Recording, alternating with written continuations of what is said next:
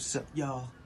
It's your guy Daniel D, and I'm back with a brand new book review. Now, y'all may be wondering, why do you have a pea coat on indoors with a fedora? Well, because I'm in a taxi cab driving state of mind. Right now, I'm about to take y'all on an epic journey through the world of Nobody's Angel. Written by Jack Clark. Now, why did I pick up this book? You may be wondering.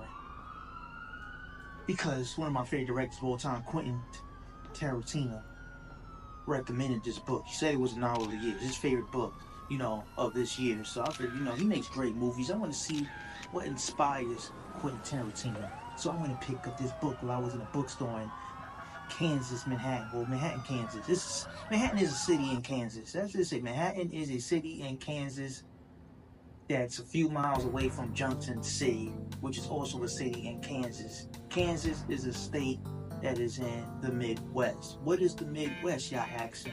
The Midwest is in the middle of the West, right? Middle of going out west. So, until you get to California, you're gonna pass the Midwest. Yeah, that's what Kansas is at. And this is where I got this book at, here in Kansas. Let's back to it now. Now, this book is kind of like gritty. Explains my exterior outfit I got on. My peak coat is gray. My hat is black. And this video is in grayscale. Yeah. So we got a guy, Eddie Miles. Eddie Miles is a taxi cab driver in Chicago. You don't know where Chicago's at? You should do your homework. It's also in the Midwest. Now, what state is Chicago in? It's in Illinois.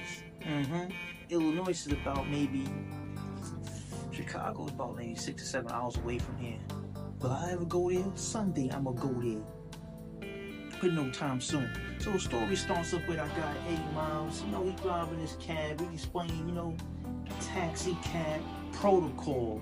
And what, the ins and outs of the taxi cab, let's say the taxi game, how to operate as a taxi in Chicago in the 90s. Yeah, so we getting gritty. Chicago, 90s, in a taxi. Now, he explain, how it goes. One thing I like about this book is like on every other page is like a note that he shares with the audience. Like, never pick a fare on the south side going to a specific, area. That's a no-no. I like that. Like, it brings us inside Eddie Miles' world. Now, Eddie Miles is your typical, taxi driver. He's going through a wicked divorce. He can't see his daughter. He hasn't seen his daughter in 7 years, because the wife she's on one right now. She's like, nope, not seeing. So he had to pay alimony, child support. So he's a broke taxi driver. He spends his days working a graveyard shift, drinking, smoking. He's not living a healthy lifestyle, a little sad. So one day while he's driving, he picks up a fare. Fare is keyword customer. He picks her up and it's a young prostitute. Yes, a lady of the night. A lady who sells goods in the night and other services in exchange for currency, money, change, pesos, dollars, greenbacks, whatever you want to call it. That's what she does. And she's severely wounded, stabbed.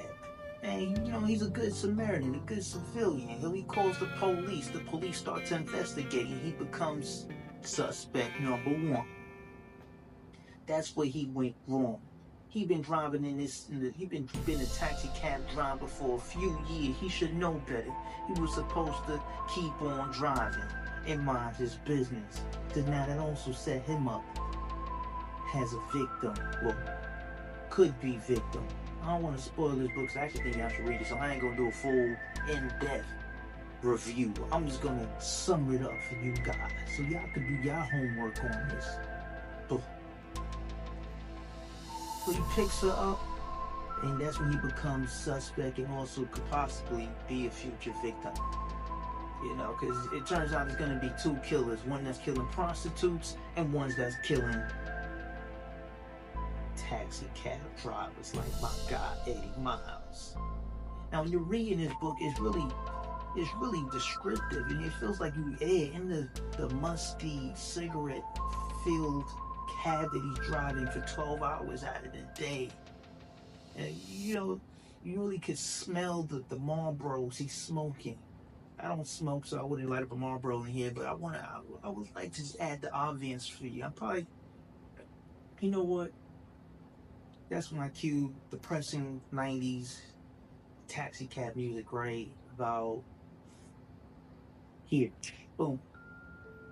You feel that? You feel it? You feeling the vibe? You feeling depressed? You feeling like, how did my life end up here driving a cab? Alright, yeah, good. Did a good job. Now, I'm not gonna spoil the ending for you, just let you know it really takes it there. Now, one of my favorite things about, besides the language that's used in this book, I like the fact that it leaves notes, and it's not so obvious. You can't predict what's gonna happen next. I don't like reading books and you just, alright, I could predict what's gonna happen next. It really keeps you on your edge. It keeps you on the lookout what's gonna happen next. This is one thing I like about the book. I cannot predict the ending. And I wasn't able to predict the ending at all. It really threw me off for one. And it's really one of them crime horror books. See, hard case crime. And that's what I like most about it. It's unpredictable. And the illustration's pretty good too. Now, how many stars do I get this book? I'm giving it 4 out of 5 crime stars. One, I felt it could be a little bit longer. I know I really don't like long books, but I feel like with this one it could have been a little bit longer. This book is approximately 220 pages. He could have went to 250 with this one. But he's a great storyteller, so I'll change my rating. 4.5 crime stars out of 5.